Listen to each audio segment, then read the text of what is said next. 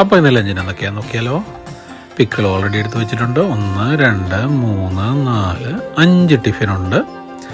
പിന്നെ ആദ്യം ചോറാണ്, അതിനകത്ത് കൂട്ടാൻ വെച്ചിട്ടുണ്ട്. ആർക്കെങ്കിലും ഊഹിക്കാവോ? ഊഹിക്കാൻ പറ്റും. ഇത് പാട്ടിൻ്റെ ചോറ് മാറ്റി വെച്ചു. പിന്നെ ഇത് മോരുകറിയാണ്. ഇന്ന് വെറും മോരുകറിയായിട്ട്, മോര് കാച്ചി എന്ന് പറയും, മോരുകറി കഷ്ണമില്ലാതെ ഉണ്ടാക്കിയിരിക്കുന്നത്. ഇത് നമ്മുടെ മൊന്തങ്ക, പച്ചക്ക എന്നൊക്കെ പറയും, നമ്മുടെ പച്ചക്കായ കൊണ്ടുള്ള മെഴുക്കുവരട്ടിയാണ്.